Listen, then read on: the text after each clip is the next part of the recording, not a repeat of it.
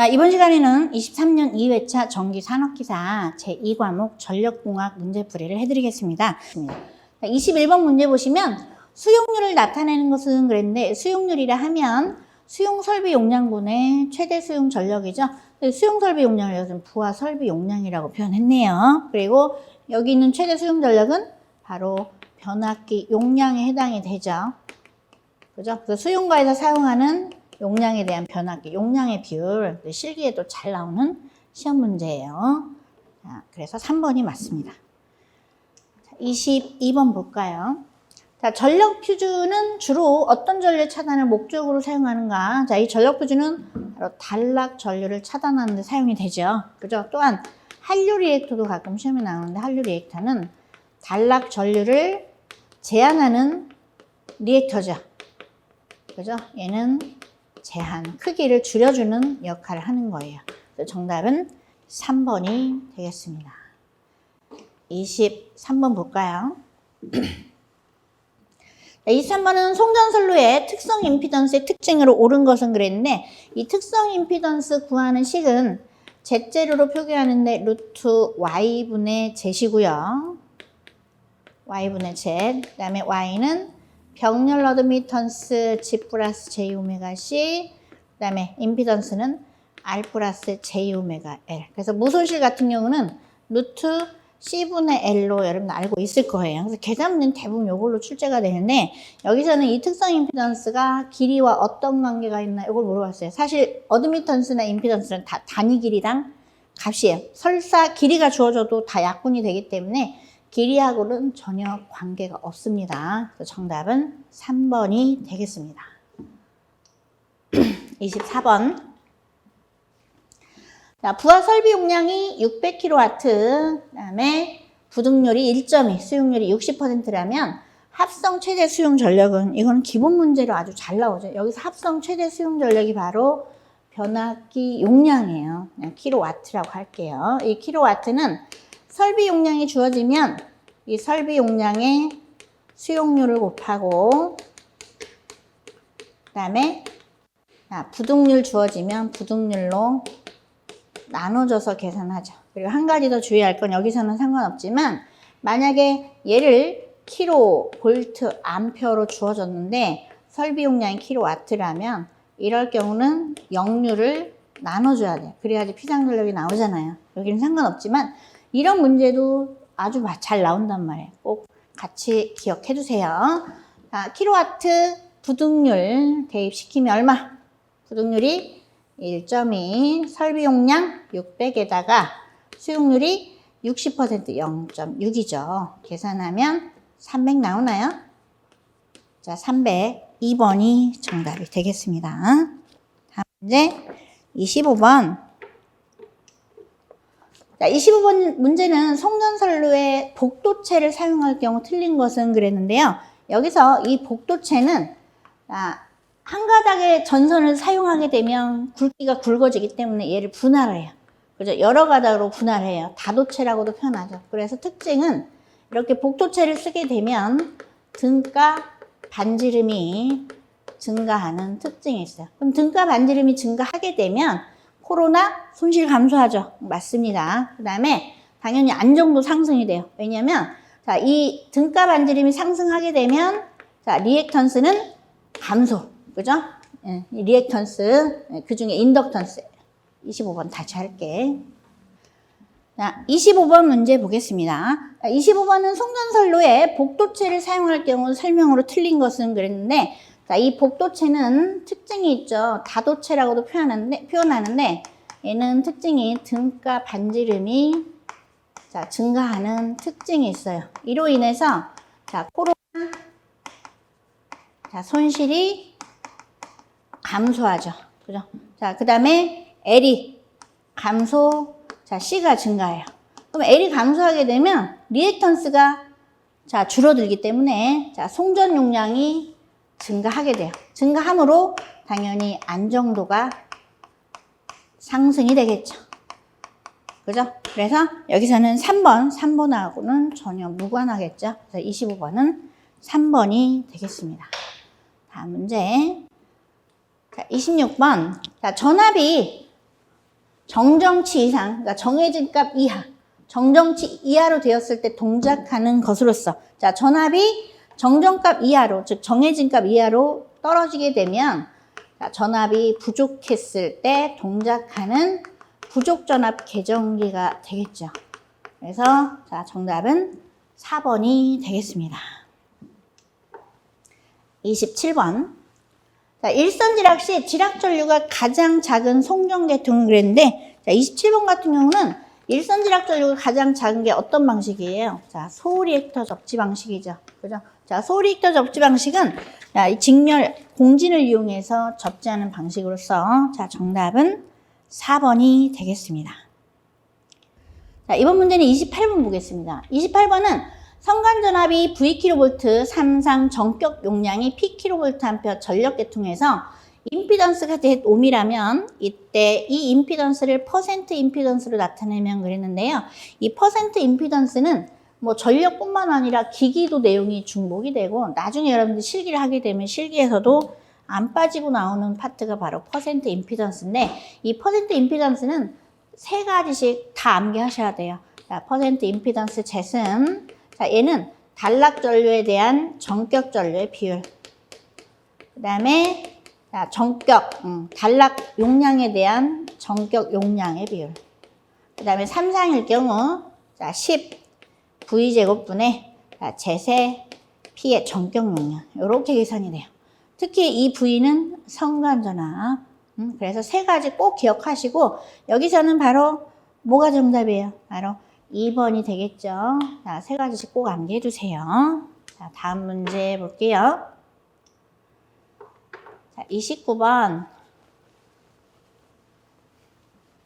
자, 29번은 정상적으로 운전하고 있는 전력계통에서 서서히 부하를 조금씩 증가시켰다면 안정운전을 지속할 수 있는가 하는 능력을 무엇이라 하는가 그랬는데, 자, 이제 정상이란 말이 포인트죠. 정상적으로 운전하고 있을 때 서서히 부하를 증가시켜요. 이런 상태의 안정도를 바로 우리가 정태 안정도라고 하죠. 그래서 29번에 2번이 정답이 되겠습니다. 다음 문제 보겠습니다.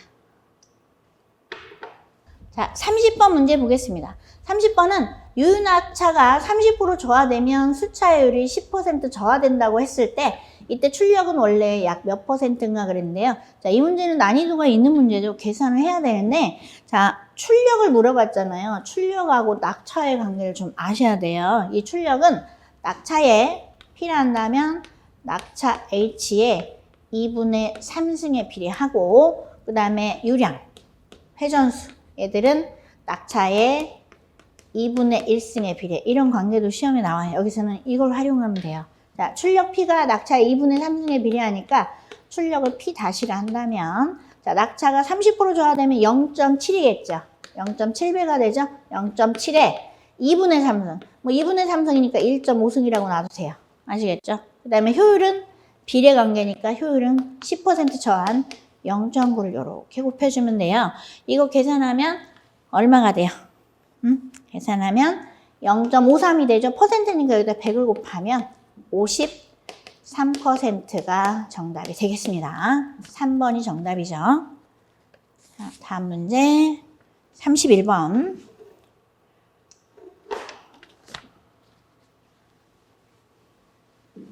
자, 31번 문제는 수압관로의 평균 요속을 Vm/s, 관의 지름을 Dm, 사용유량을 Qm의 3승/s를 한다면 Q를 구하는 식은 무엇인가? 이 유량에 관련된, 이 Q가 이제 유량이에요. 수압관을 통과하는 유량인데, 유량에 관련된 문제가 33번에도 나왔죠. 유량식 꼭 기억하세요. 이것도 잘 나오는, 계산 문제도 잘 나오는 식인데, 이 유량은 뭐냐면, 수압관이 이렇게 있다면, 자, 여기를 통과하는 단면적이 A라 합시다. 그럼 속도 V가 형성이 되겠죠. 물이 통과하니까. 그죠? 메타 퍼 세크로 이렇게 속도 V가 자, 측정이 됐다면 여기를 통과하는 물의 양 유량은 Q는 AV예요. 아시겠죠? 근데 연속의 정리에 의하면 이 유량이 어디를 통과하든 항상 똑같은 값으로 측정이 돼요. 왜냐하면 단면적이 넓으면 속도가 느려지고 단면적이 좁으면 속도가 올라가거든요. 그래서 이 점에서 측정된 값이 A1, V1이면 자, 이 점에서 측정된 유량도 똑같이 A2, V2로 유량이 같다. 그래서 이 관계식 꼭 기억하셔야 돼요.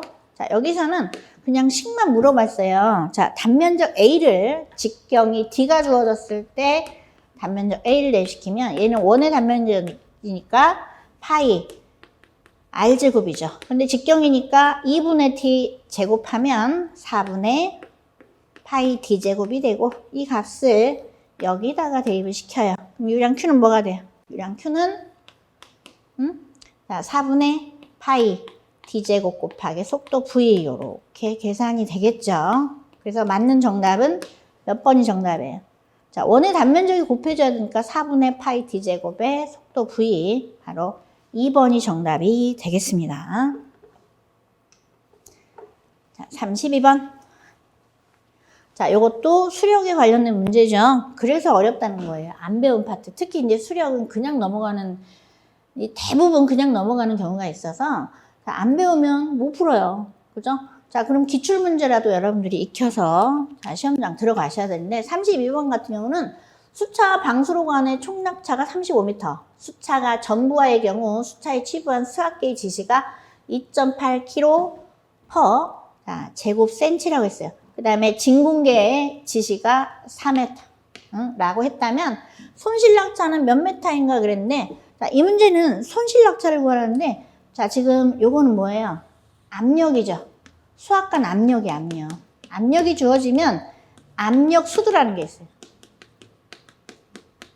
압력 수두. 이 압력 수두는 압력에 의해서 유효낙차를 환산하는 값인데 이걸 HP라 한다면 원래는 1000분의 P인데요. 이 P가 킬로그램 퍼 제곱미터일 때는 자, 요게 맞아요. 그런데 퍼 제곱센치 단위 여기다 10에 4승 곱해서 환산하면 자, 10P. 이 P 단위가 킬로그램 퍼 제곱센치일 때 그래서 10P로 이렇게 해두시면 되고 그럼 압력 수두는 얼마가 나와요? 바로 2.8에다가 10 곱하면 얼마? 28m가 되겠죠. 이렇게 해서 압력 수도에 의한 유효낙차가 계산이 됐고요. 그 다음에 흡출관의 기능은 뭐냐면 흡출관은 방수로의 자, 이 방수로는 물이 빠지는 부분인데 거기서 유효낙차를 증가시키기 위해서 설치한 게 바로 뭐냐면 흡출관이에요. 아시겠죠? 그 흡출관에서 4m를 유효낙차를 올려줬다는 뜻이에요. 그럼 이제 여기다가 4m 더해요. 그럼 전체 유효낙차 H는 얼마? H는 28에다가 자, 흡출관 낙차 더하면 32m가 되겠죠. 이게 유효낙차고 자, 지금 총낙차가 35라고 주어졌으니까 35에서 유효낙차 빼면 돼요. 아시겠죠? 그러면 얼마? 바로 3m가 나오겠네요. 정답은 2번이 되겠습니다.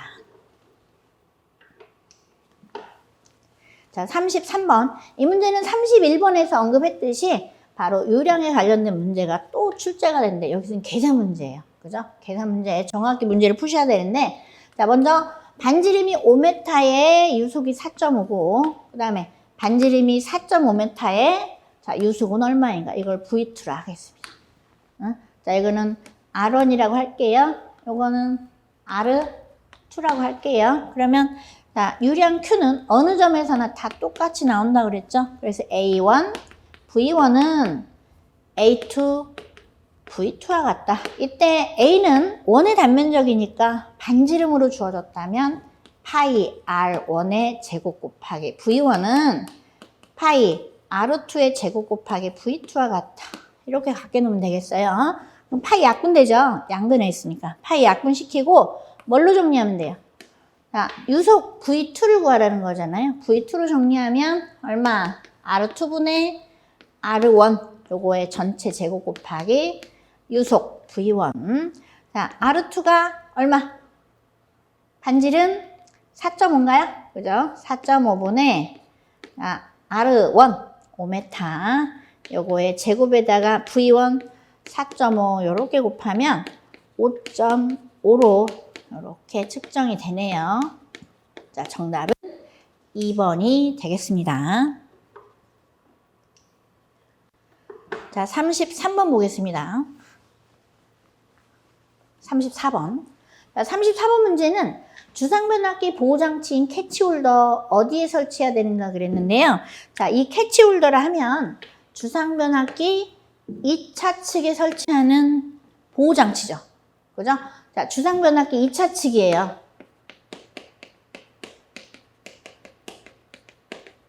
자, 주상변압기는 1차 측에는 컷아웃 스위치를 설치하고 2차 측에는 자, 캐치홀더를 설치하는데 이 캐치홀더 이것도 차단기이기 때문에 자, 절대로 접지 측에 설치하면 안 돼요. 아시겠죠? 그래서 정답은 뭘까요? 변압기 2차 측에 비접지 측이 들어가야 돼요. 왜 비접지? 차단기니까. 차단기는 접지 측에 시설하면 안 되죠. 그래서 정답은 4번이 되겠네요. 35번. 자, 원자력 발전소도 나왔죠. 자, 원자력 발전소, 원자로는 화력 발전소의 어느 설비에 해당되는가 그랬습니다. 자, 원자로라 하면요. 이 원자로 안에서 핵이 분열이 되면서 여기서 엄청난 열 에너지가 발생을 해요. 그럼 이 열 에너지로 물을 가열을 하는 거예요. 이게 원자로의 기능이죠. 그러면 이게 자, 화력 발전소에 무엇과 똑같을까요? 기능이 바로 보일러와 똑같은 기능을 하겠죠. 보일러도 물을 끓여서 증기를 발생시키는 기능을 하잖아요. 그래서 정답은 3번이 되겠습니다. 자, 몇 가지 기능 보자면 절탄기는 급수예열. 급수예열. 이것도 잘 나오죠? 석탄을 절약한다 이런 뜻이에요. 급수를 미리 예열을 해서. 제열기는 증기예열. 그죠? 증기를 미리 예열시켜요. 과열기는 자, 과열기는 이 증기 예열시킨 걸 더 고온고압의 증기로 가열하는 게 바로 과열기죠. 그래서 정답은 3번이 되겠네요. 자, 36번 볼까요? 자, 36번은 그림과 같이 정수 A1, B1, C1, D1을 자, 송전선로 양단에 제세 TS, 제세 TR의 임피던스를 가진 변압기가 직렬로 연결되어 있다. 이때 방정식 ES, ES는 송전단 전압을 뜻하죠. 송전단 전압 4단자 정수로 표현하면 자, 수전단 전압 플러스 수전단 전류. 여기에 4단자 정수 AB가 들어가고 그 다음에 송전단 전류는 수전단 전압 플러스 수전단 전류인데 여기 C가 D가 곱해져요. 이 C가 바로 어드미턴스예요. 문제는 뭘 물어봤냐면 이때 C에 해당되는 것은 그랬는데요. 자, 잘 보시면 얘하고 얘는 직렬로 이어져 있다 그랬죠. 그죠? 근데 C는 우리가 계산할 때 병렬 어드미턴스예요. 병렬 어드미턴스. 그러니까 얘들이 직렬로만 추가되니까 병렬 어드미턴스는 전혀 영향을 미치지 않겠죠. 그래서 C에 해당되는 건 바로 C1이 그대로 나온 것. 그래서 C1이 정답이 되겠습니다. 다음 문제 볼게요. 자, 37번 보시면 단거리 송전선로의 4단자 정수는 A, B, C 중에 그 값이 0인 것은 무엇인가 그랬는데 단거리 같은 경우는요. 자, 선로 정수가 한 20-30km 밖에 안 돼요. 그래서 자, 선로 정수 중에 R과 L만 고려하는 게 뭐냐면 바로 선로 정수죠. 더군다나 R과 L은 직렬로만 추가가 돼요. 그래서 이 직렬 임피던스가 R 플러스 J 오메가 L로만 측정이 되고 병렬로 들어간 어드미턴스가 없어요. 그럼 그 값이 여기 게 바로 뭘까요? 바로 C가 되겠죠. C 3번이 정답이 되겠습니다.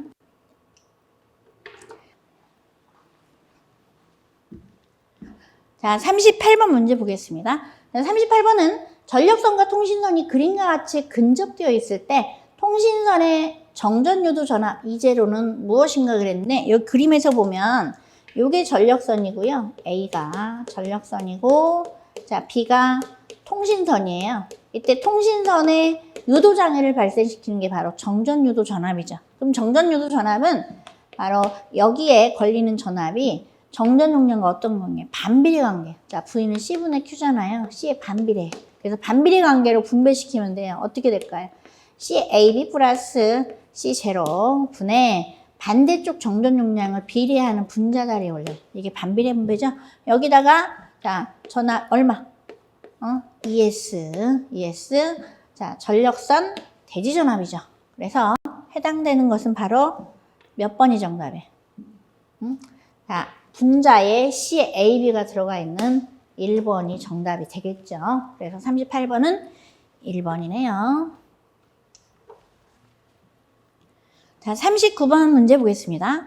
자, 39번은 동일한 전압에서 동일한 전력을 송전할 때 역률을 0.7에서 0.9로 계산한다면 전력 손실은 개선 전에 비하여 몇 %가 되겠는가 그랬는데, 여기서 전력 손실을 역률과의 관계로 풀어내는 거잖아요.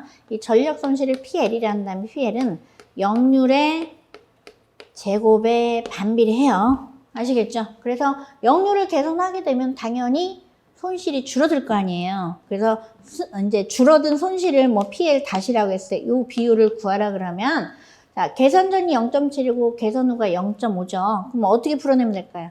자, 제곱에 반비례하니까 개선 전분의 개선 후에, 그러니까 제곱으로 해서 풀어내. 그러면 이렇게 나와요. 코사인 세타 2의 제곱분의 코사인 세타 1의 제곱. 요게 헷갈린다면, 자, 당연히 1보다 작아야 되니까 큰 역률분의 작은 역률 이렇게 풀어내면 돼요. 아시겠죠?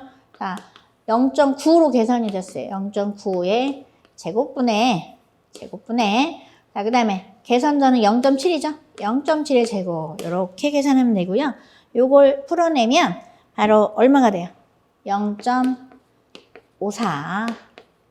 자, 퍼센트로 나타내면 54%가 되겠습니다. 자, 정답은 3번이 되겠네요. 다음 문제 볼까요? 자, 40번. 자, 40번은 송전단 전압이 161kV, 수전단 전압이 155kV이고 상차각이 40도, 리액턴스가 49.8ohm이라면 선로 손실을 무시했을 때 전송 전력은 몇 메가와트가 되겠는가 그랬는데, 자, 40번 같은 경우는 전송 전력, 송전 전력, PS를 구하라는 거죠.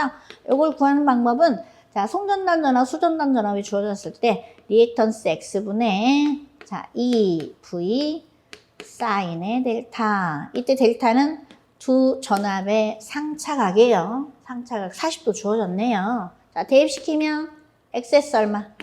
XS가 49.8이고요. 그 다음에 E 161, 그 다음에 자, V는 155. 여기다가 상차각 40도 이렇게 곱하면 돼요. 그래서 이렇게 해서 계산하면 322가 되겠네요. 322 메가볼트 암페어. 정답은 2번이 되겠습니다. 자, 여기까지 전력에 관련된 문제를 풀어드렸고, 공부만 충실히 하신다면 충분히 합격하실 겁니다. 수고하셨습니다.